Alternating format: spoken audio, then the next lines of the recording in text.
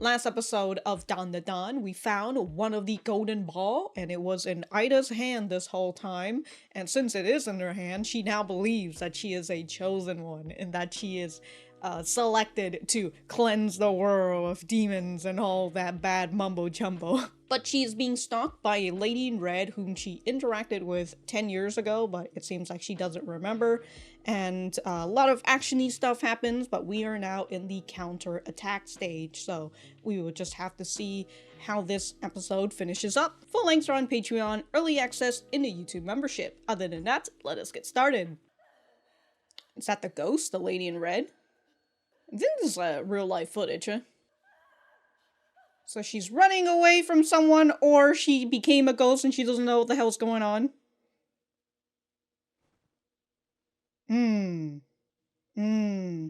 So far, yet so close, huh? Yeah, Momo's just gonna be fighting with her hands tied behind her back. What a downer. Holy crap. You know, it's a good thing she has all that barrier that she can put on herself, you know?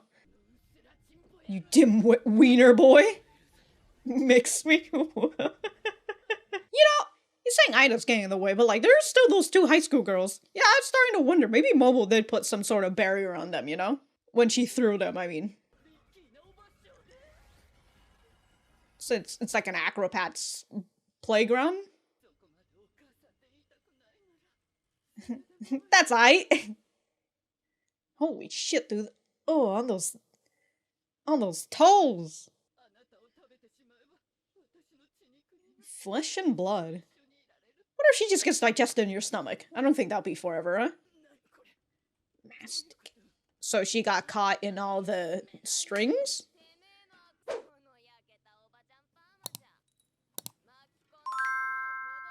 Oh, so cause she was swinging around. Ooh, she's gonna tear her hair off. Oh, through her teeth too?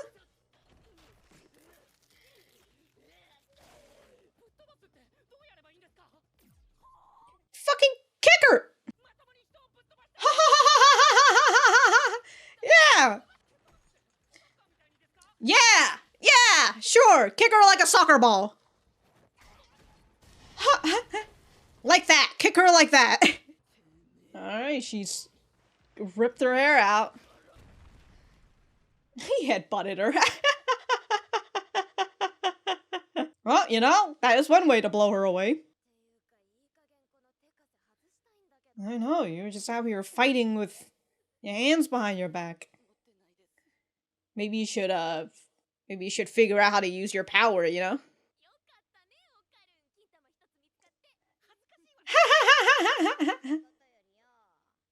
What are we gonna do with her? Oh shit, she died? Well, I guess we gotta put the ball back in her. Sorry, Ken, but your ball's gonna have to be used for something else. Or they fuse her with, you know, the ghost. So, like, did she die inside the ghost? So much for a chosen one, huh, Aida? Just dying like that? Goddamn. Sheesh. Eaten by a yokai will die. Okay. Okay, so she did die in her stomach. Oh. You just don't accidentally just squash it, you know? Oh, here comes the... Doing that will not bring her back to life. Fuse me with her.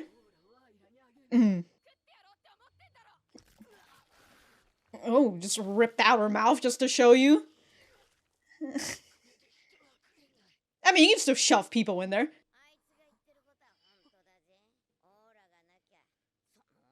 Without aura.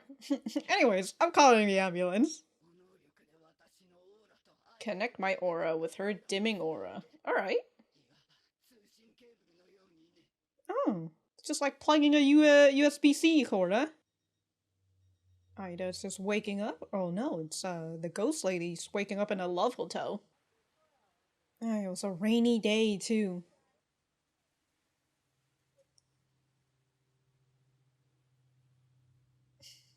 Damn, it's been over here like, did she get hit? Oh, for a second, they were showing that for a bit.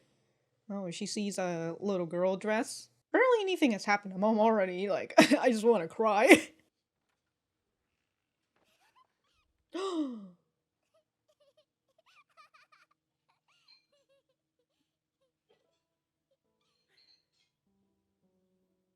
And she's working multiple jobs.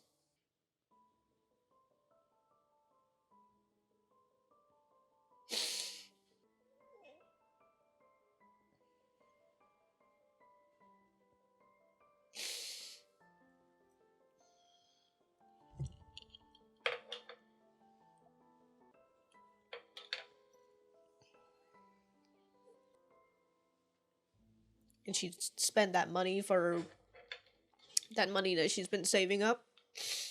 Oh, and it's like the red dress that she wore as a ghost.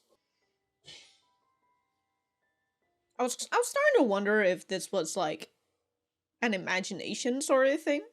You know, like, oh wait, hold on. Yeah, never mind. No, this is the past.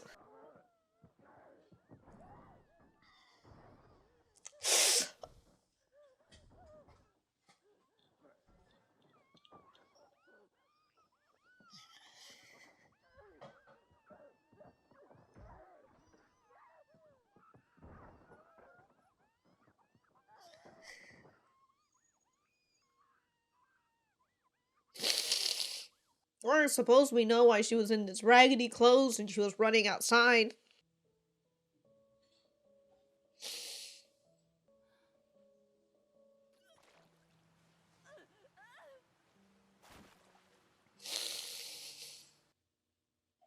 Why don't I have any napkins around me? What's going on here?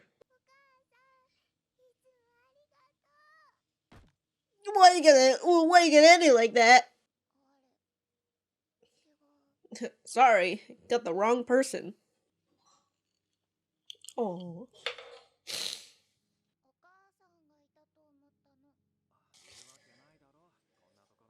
Yes. Where did? Yeah, so she died. Oh, natural pink hair. I wonder that too. Child got taken by the mafia, it seems like.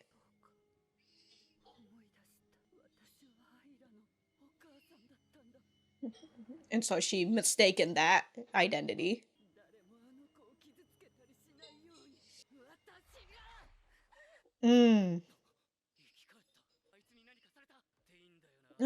Maybe Momo was also flashbacking. Yeah, she...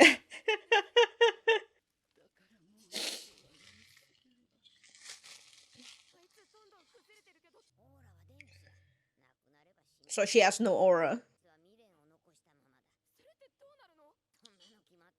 Should just come back? Or... Ah, the void. Okay. So she's not even... Oh, even her daughter? Excuse me. You hadn't even seen it!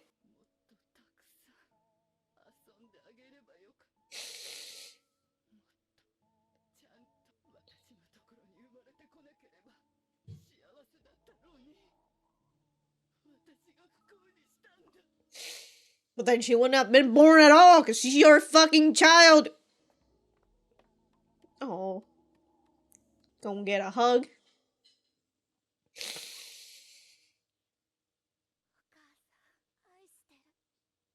Oh. It's something that they both needed. Because, you know, Aira doesn't have her.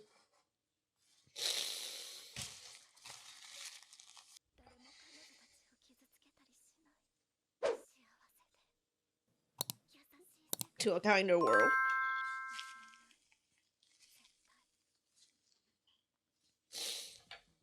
And we ended like that. Jesus Christ, dude. You really tried to get me to cry for the entire episode, didn't you? Jesus Christ, when that shit fucking started. Like, at 10, I've been crying for 12 minutes! Jesus fucking Christ! My goodness. Oh my god, I'm like almost at a point where like I'm gonna start fucking hyperventilating. Well, I guess we will conclude this next episode. I mean, it would make sense considering that, usually it's 4 episodes per arc. So, maybe Aira learns a little bit something and all that. I don't even know if I want to fucking talk about this, because I'm just gonna cry in a discussion too. I need more napkins. I never have napkins when shit like this happens. Okay, that's just a preview, but alright, I gotta wipe my eyes some more. Wash my face maybe, and we will be right back to the center. Alright, so that was episode 7 of Dandadan. Let me know what you guys think about it in the comments down below. You know that I always like talking to you guys. For me, I thought that this was, I mean, you saw my reaction to the last half of this, episode. It was great. I enjoyed it. I kind of had that feeling when they showcased us the backstory behind the crab and Turbo Granny, and so I kind of had that feeling that we're going to have the same thing for for the Lady in Red, but like the fact that they just spent the last half of this episode going through her backstory and everything is just so fucking painful, bro. Like, but I love it. It was great, and like they really had to hit you with the frickin' piano piece, the solo piano piece, just to be like, oh, you haven't cried yet, huh? How about I start tickling these keys? Goodness gracious, dude. After I finished this episode, I was asked if I wanted to go take a coffee break, and I was like, hell yeah, I'm gonna go take a fucking coffee break. And so I have my coffee, and I had like a 30-minute break to just not think about this for a moment. And, I, instead of like immediately going after like the reaction and everything and going straight into discussion, I feel a little bit better. But, again, I kind of am not really super sure in what I want to talk about in particular. I don't think I will be talking too much about like the first half, because the first half is very much, well, actually not even the first half, it's like the first 4 or 5 minutes. Like they defeated the Lady in Red. Momo and Ken has found Momo and Ken has retrieved one of Ken's family jewels. But the unfortunate thing, as Turbo Granny says, right, this girl is dead. she is donezo, dude. She's not living anymore. Momo refuses to acknowledge that, so she is trying to do CPR on Aira. So Momo's using her power to massage Ida's heart, like, directly, to which, like, I feel like, if she can do that, by the way, that means that she can straight up just grab your heart, right? She can just grab your heart directly and just squish it, just crush that damn thing, dude. Yo, the power of Momo, man. She really can do just about anything. Also, I just want to say that Momo still has her hands tied behind her back this whole episode. But as Turbo Granny says, there's no use in massaging it, right? She's dead. Once a human gets swallowed by a yokai, they're just going to die, right? If they don't have like a spiritual power, if they're not like a spirit like Turbo Granny, right, they would just die. I do enjoy that Momo's out here like, oh, you have Muko's phone, right? Call the ambulance. To which, by the way, does Muko not have a lock on that? Unless Turbo Granny saw what the passcode was, and then that's how she's able to do that? Who knows? But also, I would presume a gal like Muko would be like, where the hell is my phone? Who the hell took my phone out here? I do enjoy that Turbo Granny, despite being like, ugh, this ain't gonna work, but she still calls the ambulance anyways, on Momo's behest. But the Lady in Red walks right back up. As Turbo Granny says, she got hit with her power, and so the Lady in Red isn't going to have much power, right? She's gonna be down for a long while, but I assume she hears, oh, Ida's dead. Oh shit, She tells them doing that will not bring Aira back to life, right? You just doing the CPR. Instead, what you should do is give my aura to Aira, right? She is a she is a battery, and I am going to charge her with my own energy source.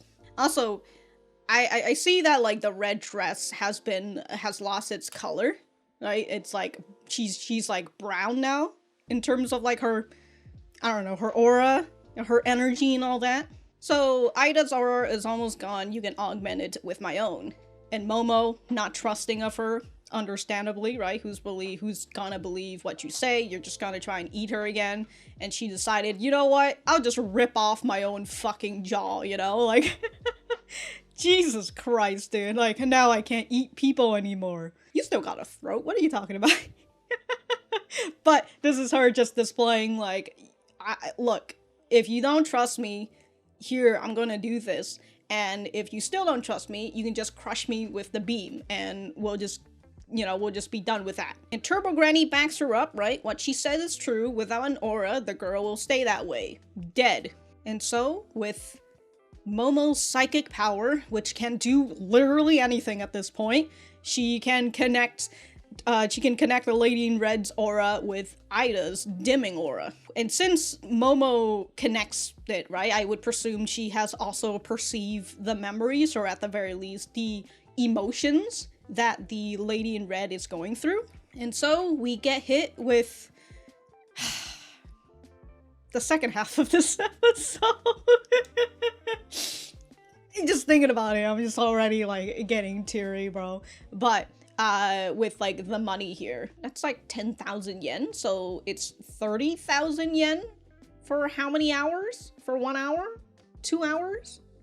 How many hours specifically? But you know, that looks like 30 yen, so she's getting not 30 yen, 30,000 yen, which is like $250 in nowadays, or 240, somewhere around there. God, back in those days, you know, when the yen used to equal $1. That made things so much easier, you know? But yeah, that's about like 240 or something. I used to think it's 250, but now it's like, anyways, whatever, right? I'm not here for like the equal amount of USD to yen. But we see that she is out here selling her body, right, for $240 or $250 for however many hours. Or if just 1 hour, right? We have this long scene of her walking past people, and I'm just over here like, is she getting hit with a car? Yeah, dude, all the fucking car hitting is just giving me and other anime watcher PTSD of like, will she get hit? Will she not? But as she walks past, she sees this ballerina store, I would presume, and she sees this beautiful red dress, which is something that we see her dress as, right, as the ghost. But as she goes home, dude, this whole area is just fucking beige. I want to see the other coloring, actually. I mean, it's nighttime, so it's like dark colors, you know? And then the one bright thing that we see is like the red dress, and also that other ballerina suit, but you know, not as eye-catching as that red dress. But again, we see a beige outline of her apartment building, even when she's like opening up the door.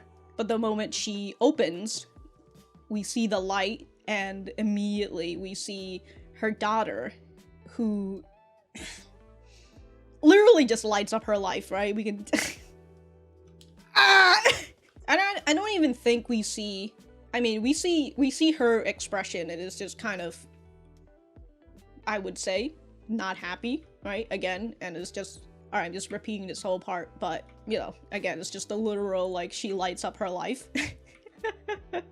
And, like, her actually getting a smile and brushing her hair aside instead of just letting it, like, cover her face. And so, off she goes inside her own little world. So, she's working multiple jobs, it looks like, right? She's working as a janitor here in this, like, mall. And there's, like, a bunch of parents and kids and such. And she's just working away in the darkness. She says she's an acrobat, so, like, I would presume, you know, this was her passion, or this was her pursuit. and she's teaching that to her kids, or to her daughter, or her daughter is passionate, wants to be in that, and then she learns it for her daughter, but, you know, could be the other way around instead. Also, she's a frog lover, it seems. So we see another part where she works at a convenience store, right? Again, she's working multiple jobs, and she's also selling her body in order to make ends meet, and I would presume maybe get some nicer things for her daughter. God, they just tossed that key and then 30,000 yen. And here she is, just extremely tired, but... and it's just her daughter pulling her up. Oh! I have such a soft spot when it comes to, like, anime and just, you know, shows in general of just single parents trying their best to raise their kids. And, you know, I would have the presumption, either two things, right? Either the dad walked out on them because he's like, fuck them kids. I don't want to raise no kids. Duh. I'm only here for the schmecks and the, and for the breeding. I'm not actually here for the parenting. Or the dad dies at some point, right? Leaving her all alone. Whatever is the case, we are here in this situation of a single mother who loves her daughter and is trying her best in this in this cruel world. And also, I guess at some point she's affiliated or acquainted with the mafia, I guess. Or the fucking gangsters out here. We do see this timer where, like, she uses the timer in the beginning for, you know, how much time the person has left to use her body.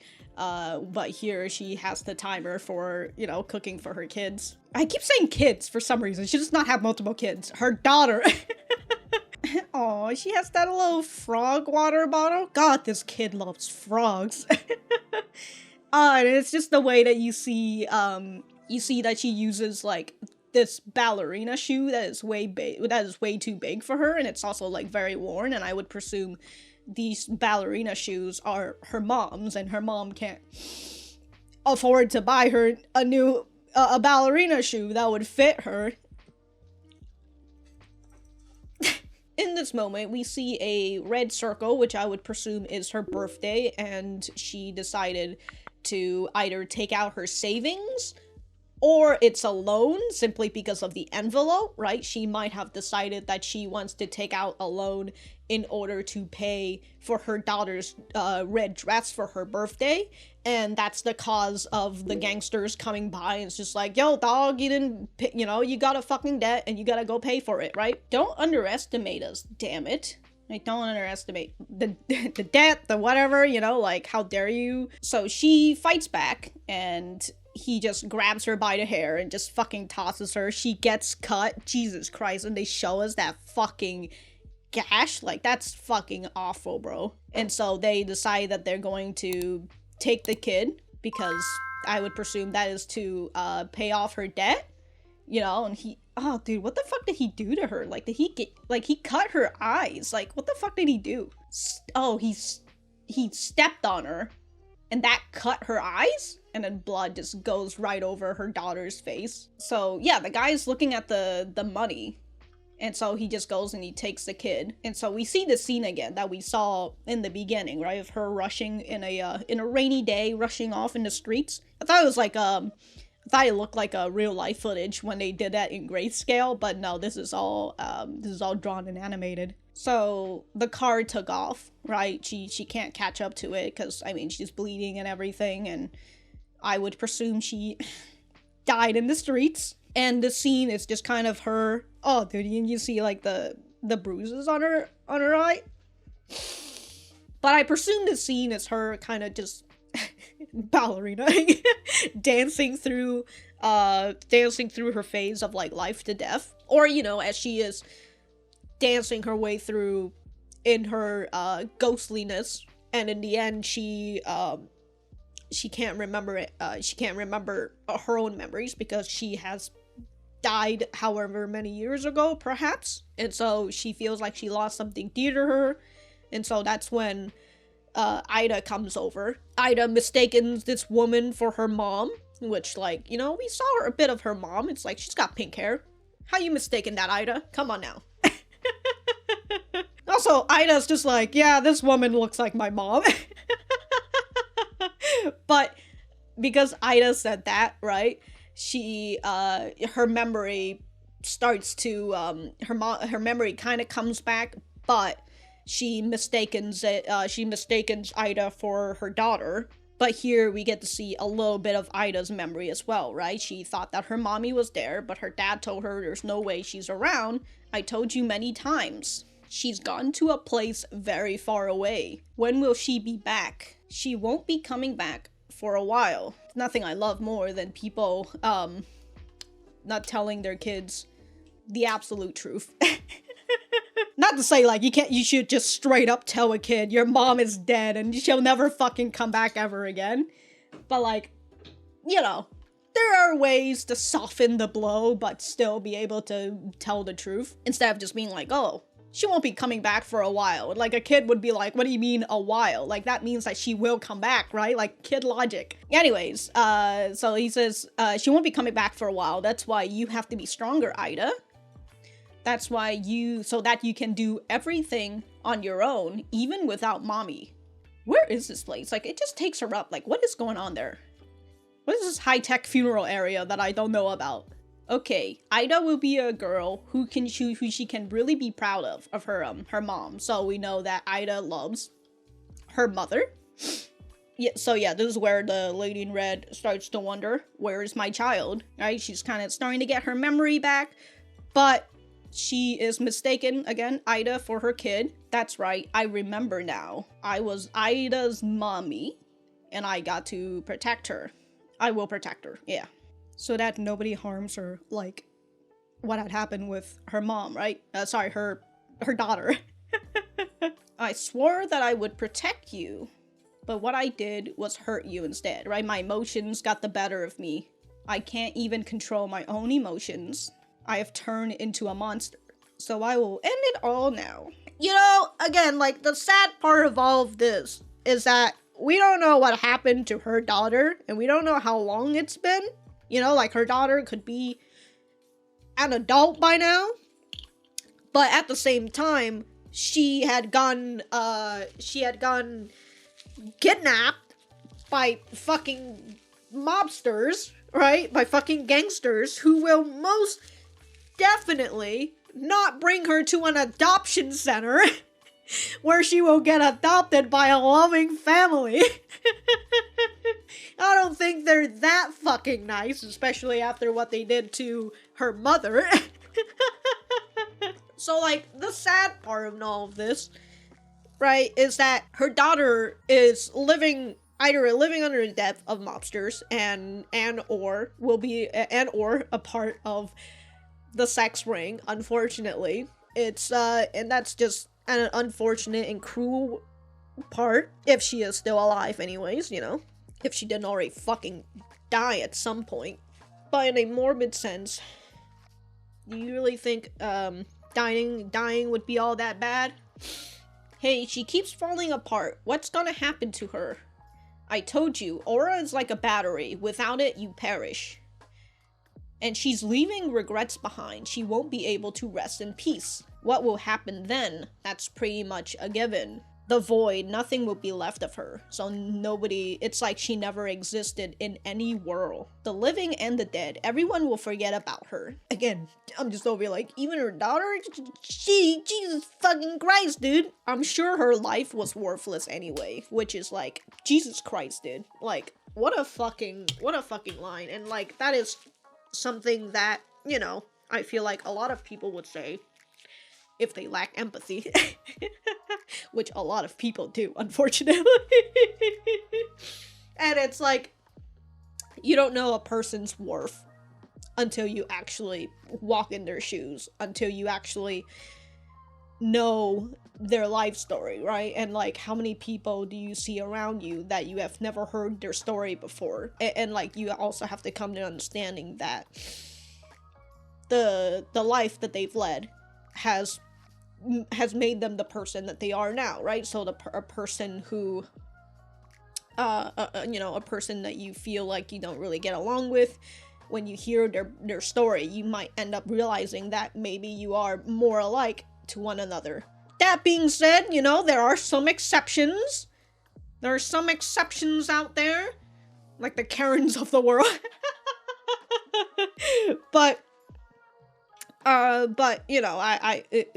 again, like what Turbo Granny says here, right? This is a lot of what people would think when you think about somebody else and you don't know what their story is about. Like, who gives a shit about that person?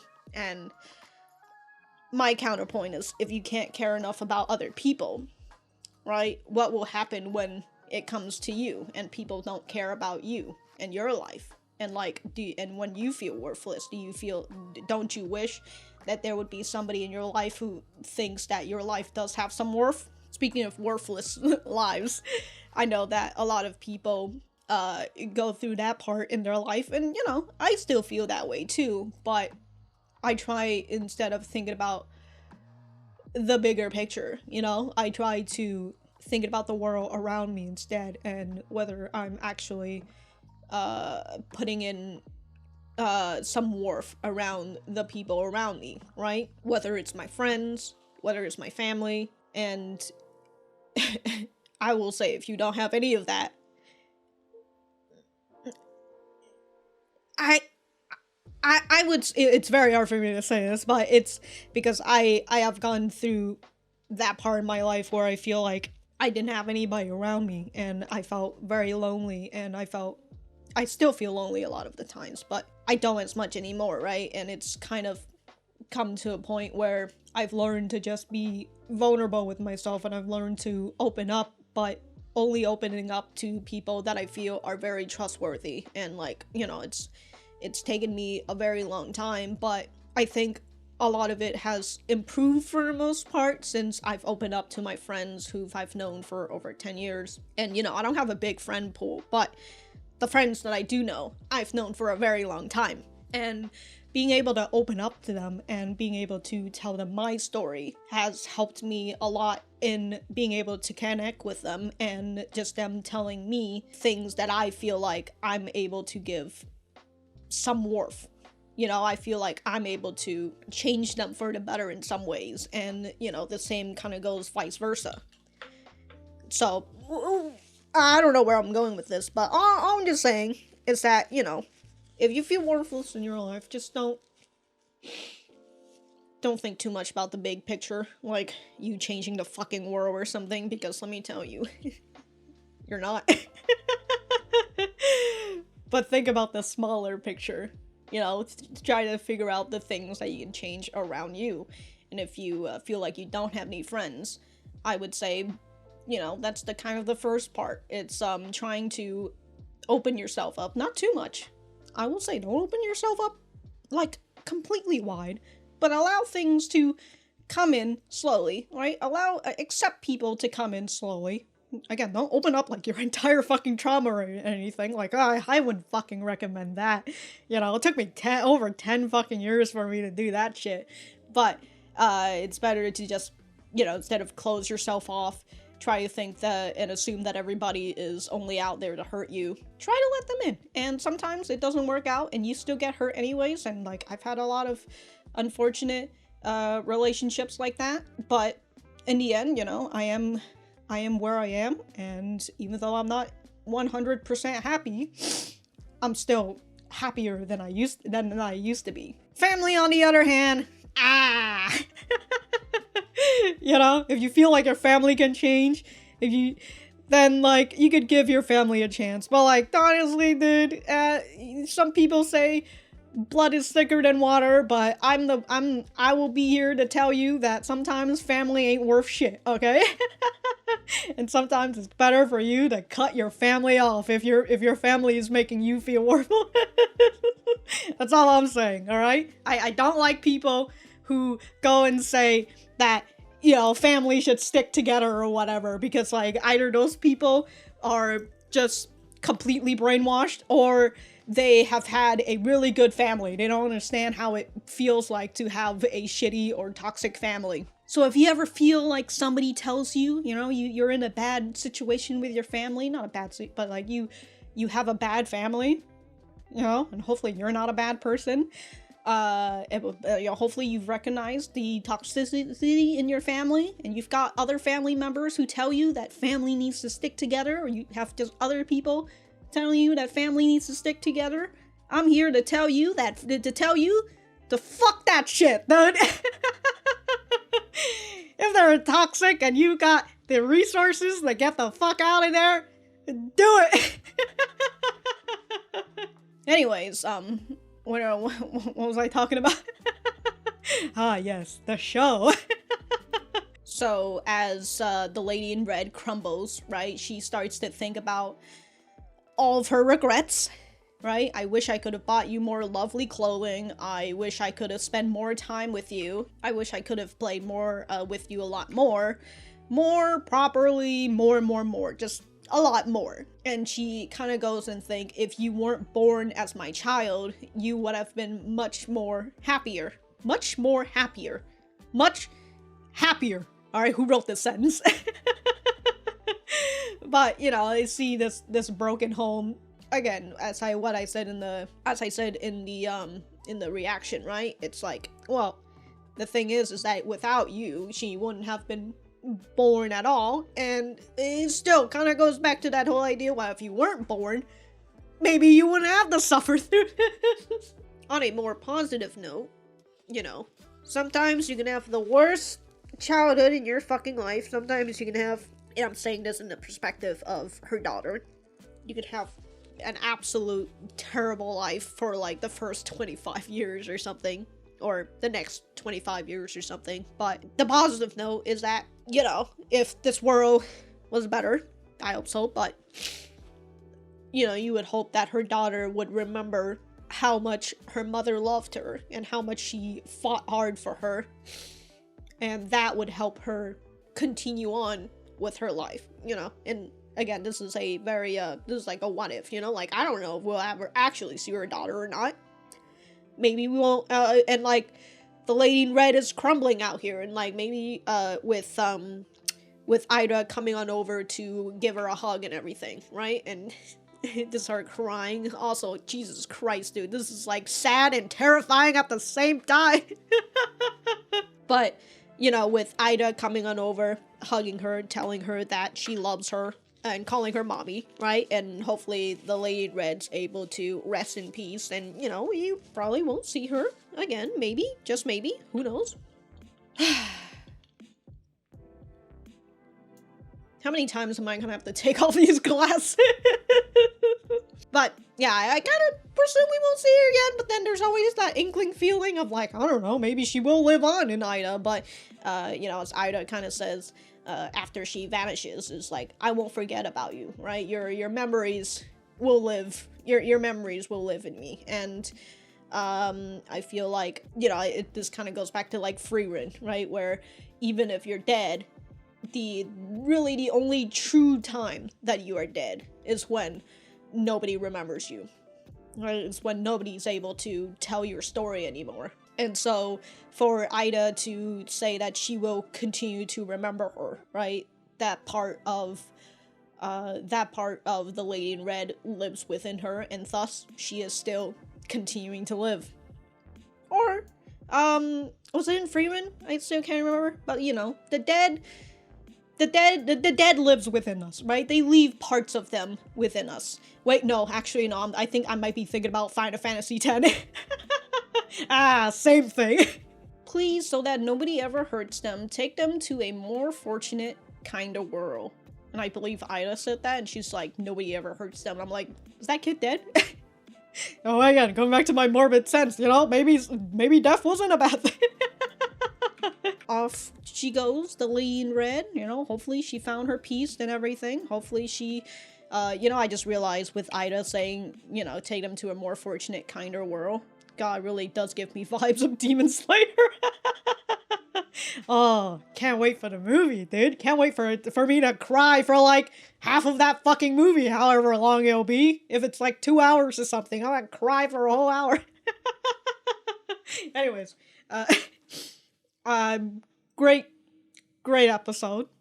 I really enjoyed it. I would presume now we're going to we're gonna end the arc with the next episode, and then we're gonna get to the next arc, which we will be introduced to our late game character in the season, anyways, the guy. And I would presume that we're gonna be seeing aliens again because we've kind of been on the whole yokai stuff for a bit now, so we will just have to see that, but we will have to see how this arc ends first, right? How Aira will react to Momo and Ken now. Will she be slightly different? Obviously, she's probably still going to keep up a front in front of everybody, but will she be a little bit different from Momo and Ken? But also good for Ken for getting his for getting one of his ball. Who has the other ball? Who knows? Who knows? Maybe that other guy. Who knows?